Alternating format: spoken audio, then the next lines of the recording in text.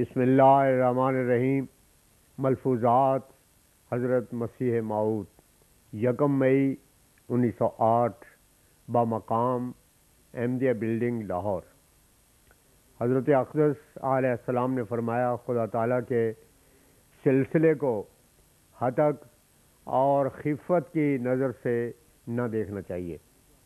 اس نے بہت بڑا ارادہ کیا ہے، اسلام کی خیر اسی میں ہے۔ ایک دفعہ ہم دلی میں گئے تھے، ہم نے وہاں کے لوگوں سے کہا کہ تم نے 1300 برس سے یہ نسخہ استعمال کیا ہے کہ حضرت صلی اللہ علیہ وسلم کا مدفون اور حضرت عیسیٰ کو زندہ آسمان پر بٹھایا۔ یہ نسخہ تمہارے لیے مفید ہوا یا مضر؟ اس سوال کا جواب تم خود ہی سوچ لو۔ 1 لاکھ کے قریب لوگ اسلام سے مرتد ہو گئے ہیں۔ یہ نسخہ تمہارے لیے مفید ہوا یا مضر؟ اس سوال کا جواب تم خود ہی سوچ لو۔ 1 لاکھ کے قریب لوگ اسلام سے مرتد ہو گئے ہیں۔ ہر قوم اور ہر فرقے میں سے سید، مغل، پٹھان، قریشی وغیرہ، یہ تو حضرت عیسیٰ کو بار بار زندہ کہنے کا نتیجہ ہے، مگر اب دوسرا نسخہ ہم بتاتے ہیں، وہ استعمال کر کے دیکھو، اور وہ یہ ہے کہ حضرت عیسیٰ کو، جیسا کہ قرآن شریف سے ثابت ہے اور رسول کریم صلی اللہ علیہ وسلم نے فعلی شہادت دے دی، وفات یافتہ مان لو۔ ان میں سے ایک شخص جو کہ لمبے قد کا تھا، وہ بولا کہ آپ سچ کہتے ہیں، آپ اپنا کام کیے جاویں، میں نے آپ کا طریق سمجھ لیا ہے، واقع میں اسلام کی خیر اسی میں ہے۔ قرآن شریف میں اللہ تعالیٰ نے حضرت عیسیٰ کے حق میں توفی کا لفظ استعمال کیا ہے، اور حضرت صلی اللہ علیہ وسلم نے اپنی روایت سے فعلی شہادت دی کہ ان کو معراج کی رات مردوں کے ساتھ دیکھا۔ بلا زندوں کو مردوں سے کیا تعلق؟ حضرت عیسیٰ اگر زندہ ہوتے تو ان کے واسطے تو کوئی الگ کوٹڑی چاہیے تھی، نہ یہ کہ وہ بھی مردوں کے ساتھ ہی رہیں۔ توفی کا لفظ بجوز وفات کے، جس میں عنصری سے آسمان پر چڑھ جانے کے، ہرگز قرآن شریف سے کوئی ثابت نہ کر سکے گا۔ دیکھو، یہی لفظ توفی کا حضرت صلی اللہ علیہ وسلم کے حق میں قرآن شریف نے بولا ہے، اما نرینک بعض الذی نعدہم او نتوفینک، سورہ یونس آیت 47۔ اور حضرت یوسف علیہ السلام کے بارے میں بھی یہ لفظ توفی آیا ہے، توفنی مسلمم والحقنی بالصالحین، سورہ یوسف آیت 102۔ اب جائے غور ہے کہ اوروں کے واسطے تو یہ لفظ موت پر دلالت کرے، مگر حضرت عیسیٰ کے حق میں اگر آ جاوے تو اس میں کچھ ایسی تاثیر پیدا ہو جاتی ہے کہ اس کے معنی بجائے موت کے، جس میں عنصری سے آسمان پر چڑھ جانے کے ہو جاتے ہیں۔ سب سے پہلا اجماع جو صحابہ کرام رضی اللہ عنہم میں ہوا، وہ وفات مسیح کے مسئلے پر ہے۔ ایک دفعہ مفتی محمد صادق صاحب، جو ایک بڑے مخلص آدمی ہیں، ان کو ایک بشپ پادری سے زندہ رسول کے مسئلے پر مباحثہ کرنے کا موقع ملا، جس کی تفصیل یہ ہے کہ لاہور میں ایک لارڈ بشپ نے ایک بڑے بھاری مجمع میں بیان کیا کہ مسلمانوں کا رسول نعوذ باللہ زندہ نبی کہلانے کے مستحق نہیں ہے، زندہ نبی صرف حضرت عیسیٰ ہی ہیں۔ مسلمانوں کے رسول مدینہ میں مدفون، اور مسیح زندہ آسمان پر خدا کے دانے ہاتھ بیٹھا ہے۔ سب مسلمانوں کو مخاطب کر کے کہا کہ تم ہی سوچو اور فیصلہ کرو کہ افضل ان میں سے کون ہے۔ مسلمان بیچاروں کے بعد سوال کا کیا جواب تھا؟ اتفاق سے مفتی محمد صادق صاحب جلسے میں موجود تھے۔ انہوں نے یہ حال دیکھ کر غیرت اسلامی کے تقاضا اور جوش سے اٹھ کر کہا کہ میں آپ کے سوال کا جواب دیتا ہوں۔ چنانچہ انہوں نے حضرت مسیح کی وفات کو بیان کر کے کہا کہ قرآن شریف میں حضرت مسیح کی حیات کا کہیں بھی ذکر نہیں۔ قرآن شریف ان کو بار بار انبیاء کی طرح وفات یافتہ قرار دے چکا ہے۔ یہ جواب سن کر وہ بشپ چونک پڑا اور کوئی جواب اس سے بن نہ آیا، صرف یہ کہہ کر ٹال دیا کہ معلوم ہوتا ہے کہ تم مرزائی ہو، ہم تم سے گفتگو نہیں کرتے، ہمارے مخاطب عام مسلمان ہیں۔ اس واقعہ نے ہمارے دشمنوں کے دلوں پر بھی اثر کیا، اور اندر ہی اندر وہ ملزم ہو گئے، اور ان کو یقین ہو گیا کہ آج اگر کوئی عیسائیوں پر غالب آ سکتا ہے تو وہ یہی فرقہ ہے۔ اور لوگوں نے متفق اللفظ ہو کر یہ کہا کہ اگرچہ ہیں تو یہ کافر، مگر آج اسلام کی عزت انہی لوگوں نے رکھ لی ہے۔ فرمایا قربان جائیے ایسے کفر کے جو اسلام کی اور حضرت صلی اللہ علیہ وسلم کی عزت کا باعث ہو۔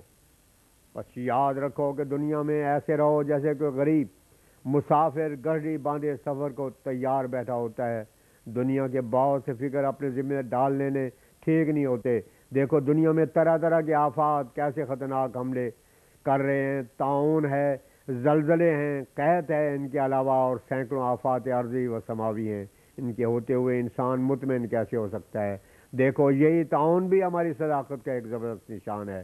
ہم نے اللہ تعالیٰ سے وہی پا کر اس مرض کی خبر اس وقت دی تھی جبکہ پنجاب میں اس کا نام و نشان بھی نہیں تھا، اور یہ کوئی ہمارا زبانی دعویٰ نہیں بلکہ بار بار ہم نے اس کے متعلق اپنی کتابوں اور سلسلے کے اخباروں میں لکھ کر دنیا کو اطلاع دی تھی کہ خطرناک طاعون ملک میں پھیلنے والا ہے۔ ہر ایک کو چاہیے کہ قبل اس کے کہ وہ وارد ہو جائے توبہ استغفار میں مصروف ہو جاؤ اور اپنے اندر ایک پاک تبدیلی پیدا کر لو۔ مگر بہت تھوڑے تھے جنہوں نے ہماری بات کو سچا جانا اور اس کی طرف توجہ کی۔ ہم نے دیکھا کہ ملک کے مختلف حصوں میں بعض لوگ سیاہ رنگ کے درخت لگا رہے تھے۔ ان سے پوچھا گیا تو انہوں نے جواب دیا کہ یہ درخت طاعون کے ہیں۔ اور پھر ہاتھی کا سا جانور جس کے اعضاء مختلف حیوانات سے مشابہ تھے اور مجموعی شکل ہاتھی سے مشابہ تھی، دیکھا کہ وہ ہاتھی ایک بن میں کبھی ادھر اور کبھی ادھر مختلف سمتوں میں جاتا تھا اور مختلف قسم کے جنگلی جانوروں مثل ہرن، بکری، سام، خرگوش وغیرہ وغیرہ پر حملہ کرتا اور ان کو کھا جاتا۔ جب وہ حملہ کرتا تو جانوروں کے شور و غل سے قیامت کا شور برپا ہو جاتا اور اس کے ہڈیوں وغیرہ کے چبانے کی آواز ہم سنتے تھے۔ ایک طرف سے فارغ ہو کر وہ ہمارے پاس آ جاتا اور اس کے چہرے سے بڑے حلم اور غربت کے آثار نمایاں تھے، اور گویا ایسا معلوم ہوتا تھا کہ زبان حال سے کہتا ہے کہ میرے اس میں کیا قصور ہے، میں تو معمور ہوں، مجھے جو حکم ہوتا ہے اس کی تعمیل کرتا ہوں۔ تھوڑی دیر ہمارے پاس ٹھہرنے کے بعد پھر دوسری طرف جاتا اور وہاں بھی پہلے کی طرح عمل کرتا اور پھر میرے پاس آ بیٹھتا۔ ایک طرف تو وہ جنگلی جانوروں کو کھاتا اور دوسری طرف ایسا معلوم ہوتا تھا کہ خدا تعالیٰ کے نازل شدہ غضب سے وہ خود بھی ہیبت زدہ تھا۔ یہ باتیں ہم نے آج نہیں بنا لیں بلکہ یہ اس وقت کی ہیں جب طاعون کا ملک میں نام و نشان بھی نہ تھا۔ کیا اس قسم کے غیبی پیش گوئیاں انسان کی طاقت میں ہیں اور انسان ایسے غیب کے بتانے پر قادر ہو سکتا ہے؟ غور تو کرو گے یہ کس قسم کے افتراء ہے جو عین دعویٰ کے مطابق ظہور پذیر ہو کر صدق کے دعویٰ کے ایک زبردست اور لاجواب دلیل بن گیا ہے۔ پھر زلزلے کے متعلق بھی اللہ تعالیٰ نے قبل از وقت خبر دی تھی۔ زلزلے کا دھکا اور آفت دیار و محل و مقام ہوا۔ دیکھو پھر کیسا زلزلہ آیا اور کیسی کیسی تباہیاں دنیا میں واقع ہوئیں۔ ذرا کانگڑا کے منظر کے حالات ہی غور سے پڑھ لیے جائیں تو اس پیش گوئی کی عظمت اور ہیبت معلوم ہوگی۔ کیا یہ انسان کا کام ہے؟ ہرگز نہیں۔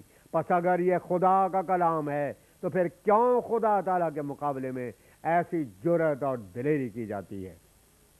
میں کمزور اور عاجز انسان ہوں، مگر خدا تعالیٰ جس سے چاہے کام لے لے، یہ اس کی بندہ نوازی ہے۔ کسی کا حق نہیں کہ خدا تعالیٰ کے فعل پر اعتراض کرے۔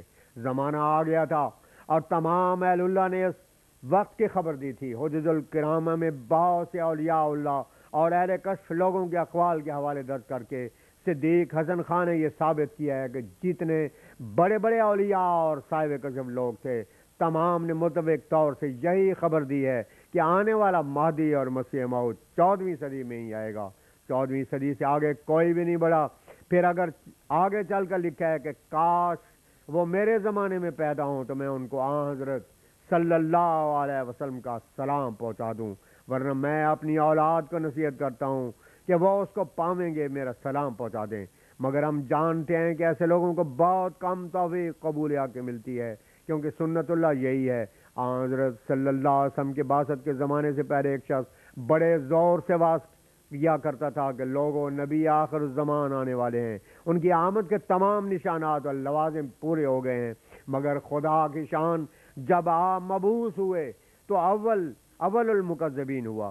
اصل بات یہ ہے کہ ہم زمانہ ہونا بھی ایک فخر اور تکبر بیجا پیدا کر دیتا ہے جو قبولی ہدایت سے معرومی کا باعث ہو جاتا ہے۔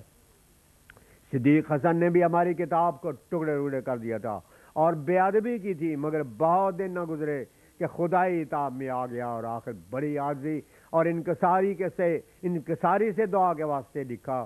ہم نے اس کے واسطے دعا کی اور خدا تعالیٰ نے ہمیں خبر دی کہ ہم نے اس کی عزت کو سرکوبی سے بچا لیا۔